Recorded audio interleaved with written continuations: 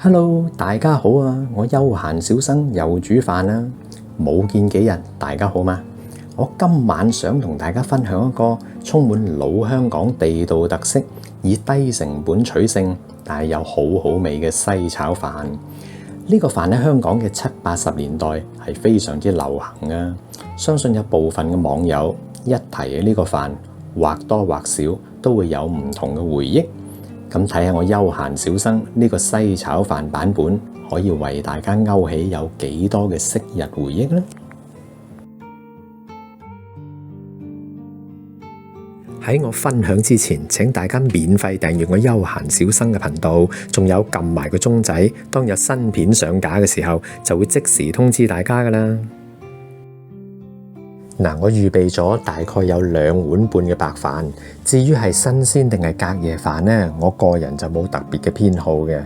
不過最緊要就係啲飯唔可以含水分太高，因為如果啲飯太濕削呢，炒出嚟就唔好食噶啦。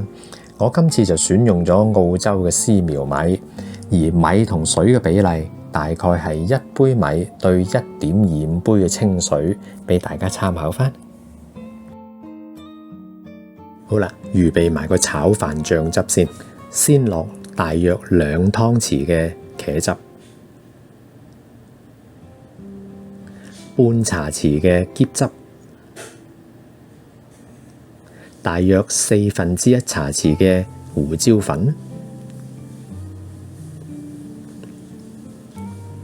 ，1/4茶匙嘅鹽，同埋1/2茶匙嘅糖。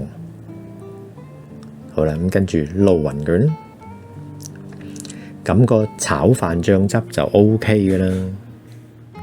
我呢個飯嘅份量呢，就會落1隻雞蛋，咁啲蛋漿會淋上飯面度一齊炒。用呢個方法炒出嚟嘅飯，唔單止有濃郁嘅蛋香，而且更加容易炒到粒粒分明。大家不妨試下。我今次嘅西炒飯會加入適量嘅蝦仁，令到炒飯嘅味道更加豐富。我就會選用急凍蝦仁，先用淡鹽水將佢完全溶雪，然後索乾水備用啦。最後將蘿蔔切粒，番茄都係切粒。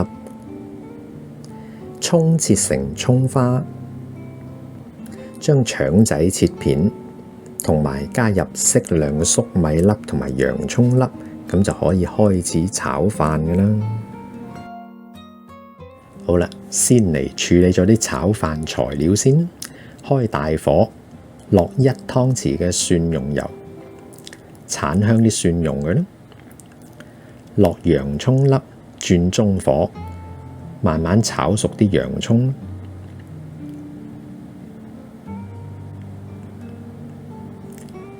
咁就 OK 嘅啦。我呢度全程大概用中火炒咗1分鐘，俾大家參考下啦。用同一隻鑊加入埋蘿蔔同埋粟米粒，再加埋啲腸仔片。保持住中火，慢慢將啲材料炒熟佢。大概1分鐘之後，加入埋蝦仁，繼續保持快炒。咁就 OK 㗎啦。我呢度全程用中火，大概炒咗2分鐘，俾大家參考。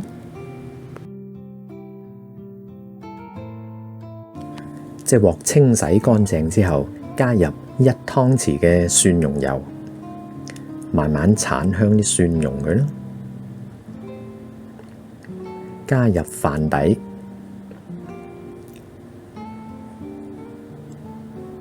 保持住中火，慢慢將個飯底剷鬆佢啦。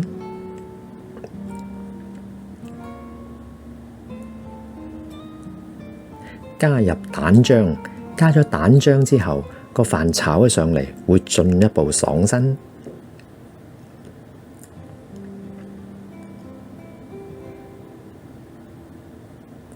加入炒飯醬汁啦，繼續保持快炒。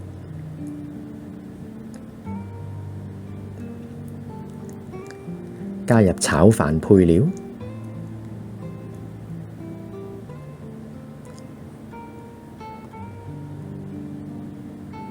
倒埋啲洋葱粒落去啦，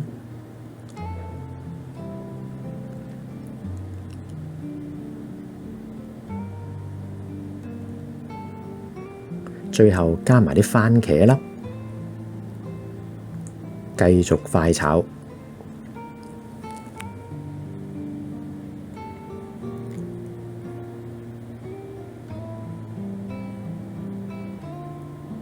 OK， 熄火，落蔥花。我全程用中火，大概炒咗5分鐘，俾大家參考。